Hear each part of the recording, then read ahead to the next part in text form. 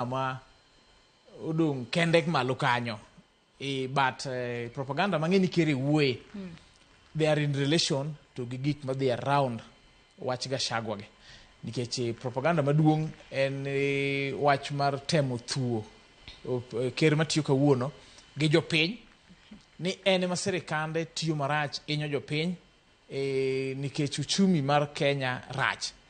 But king'iye deeply kaka wan jok manono siasa kata gi ekonomi mar piny, pek mar Kenya is not an isolation to Kenya kende, especially in this region. En pek ma almost bedo experience entire East Africa ka. To kineno chini kachacha, pek ni wuok ahinya jo non weche mag economy wacho ni gino momiyo Kenya nigi pek zaidi en weche mag debt ma wan go as a country. To mano gima iwinjo kata ka jotendwa gi gino gido wuoye. Gin gido mana wacho ni sirikal matiyo sani tiyo gi pesa marach emomiyo piny peknu, but adiera makende en ni issue mar debt ma wan go Kenya ka emomiyo Kenya is hurting.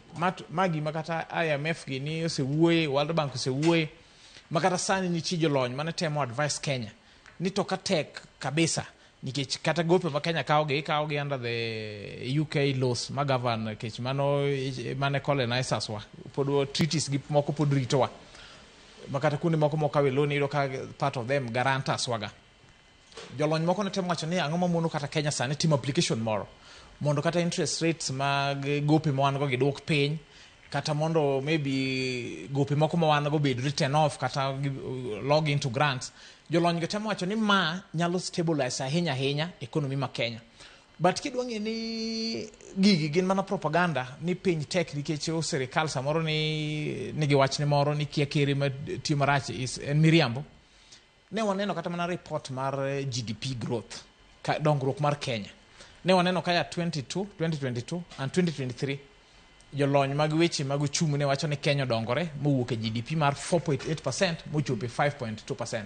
Onge kuma dongruok nyalo bede ka factors mag uchumi ni dok piny.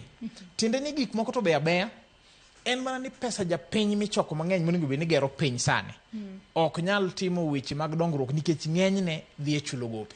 Koro ma dikel ker wacho adier ni oyo propaganda obede mang'eny, but an anyalo advice ni ng'ama chalo ker man gi team of advisors, man gi nyaka spokesman manyalo wuoye weche mag matimore e sirikal, githore tiyo gi platform ma katiba omiyo gino nikech ker gi sirikande mar executive nigi thuolo seche duto mar luongo press. Do waneno kaka iluongo seche te ma ker nigi wach. Onego bed ni embe weche mowacho ni propaganda ge oler ne jopiny yo maber. Kopo ni en wach wach shaf mag NHIF ge ema jo Kenya okwinyo maber, to opposition leaders kata jogo ma gore kode kawo advantage koro wuoye negatively. Onego bed ni en mokawo thuolo ne makende advisors ne gi team ne no explain ne jo Kenya on the various forums magendo. Ok en weche mag education makoro ne iwacho ne dhi marach ahinya e weche mag university education ge. Onego bed ni en wuok oko gi team ne mar advisors gi platform magendo gi explain ne jo Kenya ni ma timore nikech ma timore nikech ma to ma emika kati moketo mar timo gi kama. Koro up to that end ibiro fault sirikal ni gin emogi wuok oko mondo giyang ne to propaganda miwacho gin mag gene. To mano biro miyo opposition kata jogo magore kode ka koro ker will take advantage to biro wacho gigo ma miriambo ma samoro kony kata. Neno kaka wacha dani ni ok niyo gima rach. Oyo wacha dani gima ber malich. Kinde do mi example wacha dani ni inyalo mapime gi project mano tim Kenya kaka uno mar Nairobi Expressway ni ndara maduong' ma Mombasa Road ni. E sani ka jo Kenya neno berne to kendo en gima chulore wuon onge gimoro kata ni pesa serikal moro gi sani dhi jo Kenya wewegi matiyo gi expressway ne machule.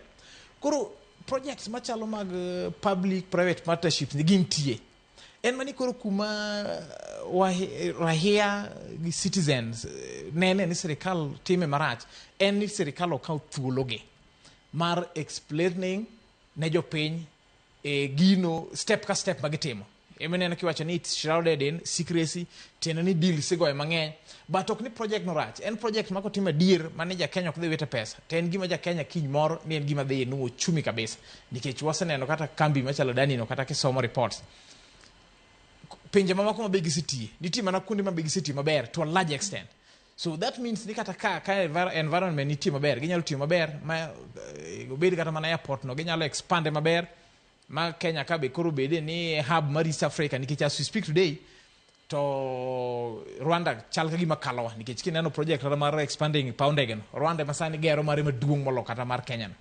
But mana gik machando jo Kenya gi ni tang'o miyo kata ka ni dwa timne expansion, ang'o mi nyaka time mana ka dak bede ni nitie kama chielo mabinyal time, kech Kenya to lo duong', nitie kuminyal time, ang'o miyo ma minyal time makoro jomoko kia dhi riembe tije ang'ogo. Koro mana weche maluoro project no ema jo Kenya ok obedo explained to yo maber, to ema chandoge, to ma ema challenge go ker to be gi team ne mar jogo mane sirikal ene gine monego be ni giwuok oko at any given time gi ket public machiegni gi explaining step kag step magitimo mondo ja Kenya kik donje propaganda ma samoro opposition kata jogo makwedo sirikal of the day tiyo godo. Adweno ka uyo mokwongo e twak mar weche no mar mbako romo nyakwa Ramogi jongo modho pi matin waduogo ka waduogo ote magi benda neno ka ichwalo na ote makamago abo bedo ka somo gi achiel kachiel kikidhi mabor.